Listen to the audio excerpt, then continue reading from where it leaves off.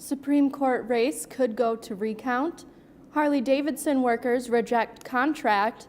Joint Finance Committees hold state budget hearings. These and other regional stories are coming up on this edition of Community News Review. This is Community News Review, service WSCS TV, news content provided by WHBL.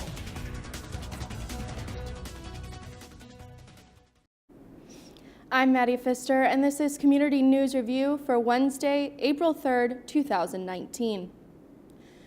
Wisconsin Supreme Court candidate Brian Hagedorn is declaring victory, even though his opponent says the race is almost certainly headed toward a recount. Hagedorn issued a statement early Wednesday morning saying his margin of victory in Tuesday's election is insurmountable. With 99% of precincts reporting, Hagedorn had a 5,911 vote lead out of 1.2 million cast. That is about half a percentage point over Lisa Neubauer, within 1% point margin that allows for her to request a recount. However, she would have to pay for it. Earlier Tuesday night, Neubauer's campaign manager, Tyler Hendricks, said we are almost assuredly headed to a recount. Hagedorn was backed by conservatives, and a victory would increase their majority control of the court to 5-2. Neubauer had a liberal backing, including support from former Democrat U.S. Attorney General Eric Holder. The court is currently controlled 4-3 by conservatives. A Hagedorn win would increase it to 5-2 and ensure that liberals do not have a chance at taking control in next year's election. The legislature's Joint Committee on Finance holds briefings this week on Governor Tony Evers' proposed budget. It is part of what is expected to be a contentious process, as Evers and Republican leaders in the Senate and Assembly are far apart on their spending priorities. On Wednesday, the committee hears from the Departments of Public Instruction, Transportation, and Health Services. Thursday's briefings will be from the Departments of Workforce Development, Corrections, and Natural Resources. The budget needs to be approved by the GOP-controlled legislature before making it to the governor for possible line item vetoes. Evers says his top budget priorities are K-12 education funding and transportation. His budget proposes an 8-cent a gallon increase in the gasoline tax, but would also eliminate Wisconsin's minimum markup law. Earlier this week, the nonpartisan Legislative Fiscal Bureau analyzed the Evers budget and reported that the plan would have a $2 billion structural deficit in 2021, despite $1 billion in proposed new taxes. The UW Board of Regents says it plans to seat a pair of Walker's appointees despite the fact that Governor Evers fired them.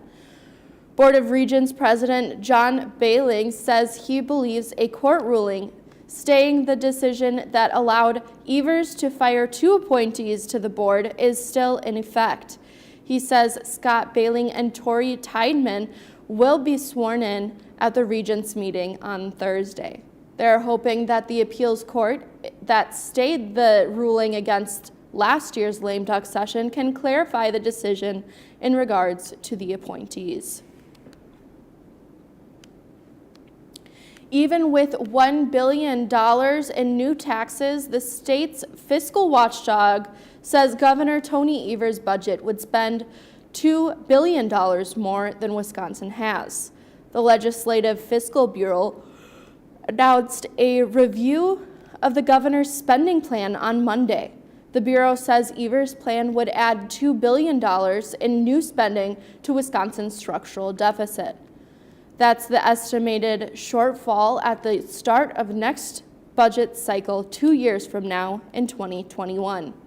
It is the highest structural deficit since Governor Jim Doyley's 2011 to 2013 budget. The analysis is based on additional spending proposals and tax increases, both of which need to be approved by the GOP-controlled legislature. The review does not take into account economic conditions in the state, which may improve or decline during the budget trial.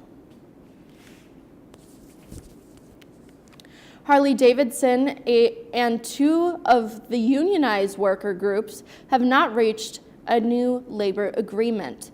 Harley-Davidson issued a news release on Monday that says unionized workers at the Tomahawk plant rejected the company's offer.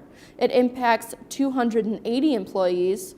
Harley-Davidson says the current agreement has been extended until midnight on April 14th. The union representing employees in the Milwaukee area also rejected the offer, while one other union group accepted it.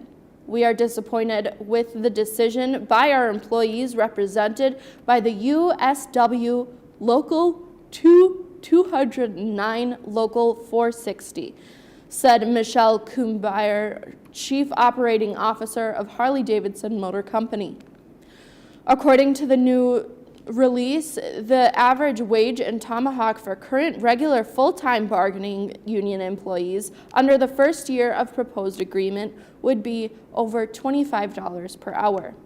We believe that the offer is competitive while continuing to provide a stable production environment as we focus on achieving our strategy to build the next generation of Harley-Davidson riders globally. We look forward to a return to further negotiations. The company says the production will not be impacted while contract talks continue. And finally, Madison's longtime mayor will have to find a new job. Voters Tuesday elected Satya Rhodes Conway as the city's next mayor in this landslide over Paul Soglin. She got a 62% of the vote to Soglin's 38%. Her margin of victory is more than 18,000 votes. Soglin, 73, has served several terms in the city hall dating back to the 1970s. His current term began in 2011. Rhodes Conway will be Madison's first openly gay mayor, and she said in her victory speech that she is full of hope for the city. I have hope for young people everywhere, but especially here in Madison, who have felt left out or talked down to or bullied because of who they are. She has served on Madison City Council from 2007 to 2013. And that is our report for today. Join me again on Friday for more local news and information on Community News Review.